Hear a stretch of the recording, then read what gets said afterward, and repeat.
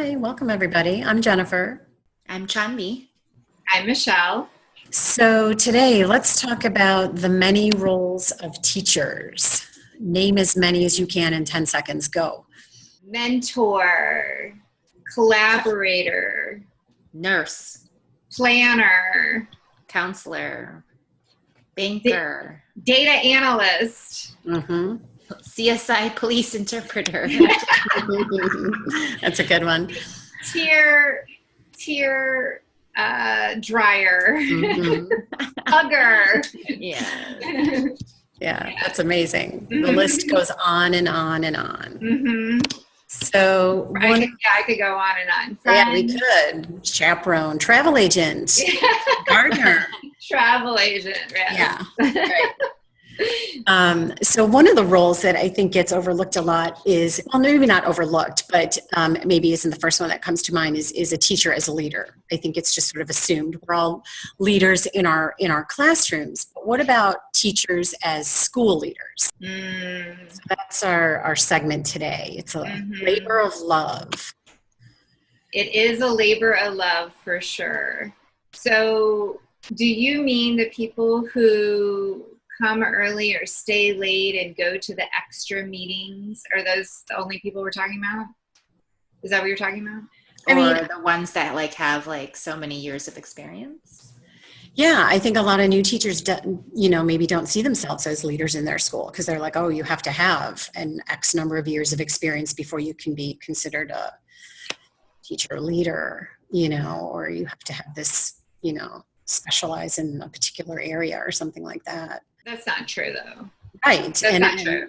Right. And actually, the research shows that collective leadership really has a stronger impact on student achievement than individual leadership. So, there are opportunities, obviously, that exist for everybody, not just veteran teachers or teachers who have a lot of experience or number of years.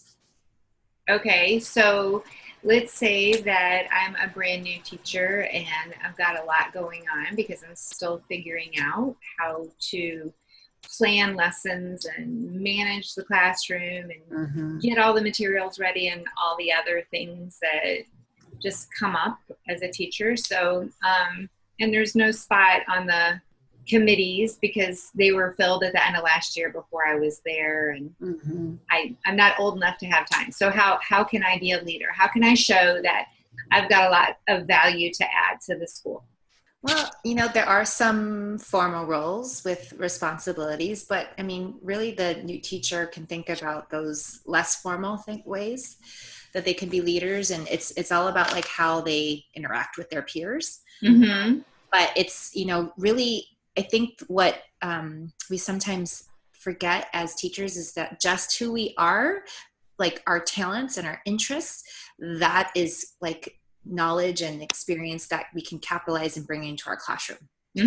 So anybody has that, whether you're a year 1 teacher or you're a year 20 teacher. Your background is what also shapes how you understand yourself as a learner, but how you understand your students as a learner, and the experiences that they'll have in making their learning authentic. So I think teachers need to remember that they can be leaders in that way too, is that they have a lot to bring to the table. Right. So when you were saying all that, it just made me think about building relationships. We talk a lot about building relationships with the students, building relationships with the other adults in the building too is important. Professionally and personally, it's important. Right, absolutely. And I think sometimes, teachers don't even realize, like you're saying, Chanmi, that they have these areas of expertise that they can share with other teachers. So maybe I've been, I haven't been at a school really long, but I've been there for a few years and I've been using a particular math program. And then there are some new teachers at my school that are not familiar with that program. I can share that knowledge and help them with planning. And so, that's leadership. That is, I'm taking that on and I'm building this relationship with other people, so that's another really sort of informal, easy way that, you can take on some leadership roles in your school. Right. And I'm just thinking about the teachers who are connected and they're on social media. Like you can be like the one that's the tech specialist on your team, like that knows to be like, think about your professional learning community to not just be like face-to-face in person, but like maybe you have a Twitter group that you're a part of or a Facebook group that you help to bring that set of new perspective as well as new ideas and resources that you get from there. And that's a fresh perspective that some teachers don't get if they're just in the same building with the same teachers, for especially the ones that are in the same building, same teachers for many, many years. And you kind of hear the same voices. And so that new teacher can bring in that fresh lens on the same content area. Yes. I like that idea of just bringing in a fresh way to look at things. Right. Yes. And how many times have you been in your classroom and a new teacher comes in and asks you a question, or comes in several times a day and asks you a question? You're being a leader there. You're being a mentor. Maybe you haven't been formally assigned to this person, but you're mentoring them. That's, maybe you don't think about it that way, but it's really true, regardless of what, how deep the planning or the question is going. You're still providing that, that assistance. So even somebody who's 2-3 years, it has 2-3 years of experience, as somebody who's new, they might go to that person. Yeah. Yes. And I so appreciated those teachers who stepped in. They were not my formal mentors my first year, but they like one teacher I can think of in particular who just took me under her wing and just said, did you know about this form? And did you know how to do this? And like, she helped it for me to help me anticipate those things because there was no formal mentoring. And I didn't have any formal mentor either, but there were a lot of people who were helpful along the way who I'm very grateful for. So our lesson here is that everyone, whether it's year 1 or year 25, doesn't matter. Everyone can be a leader in their school.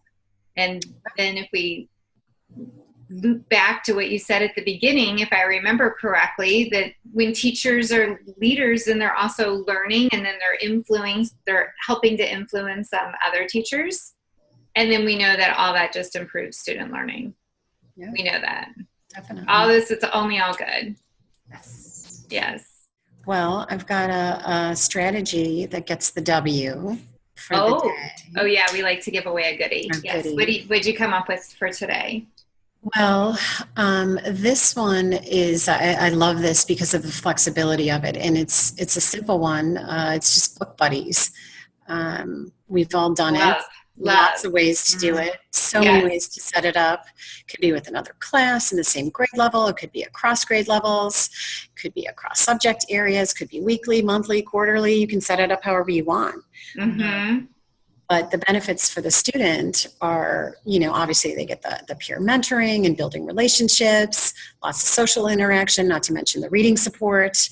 For teachers, it's formative assessment opportunities.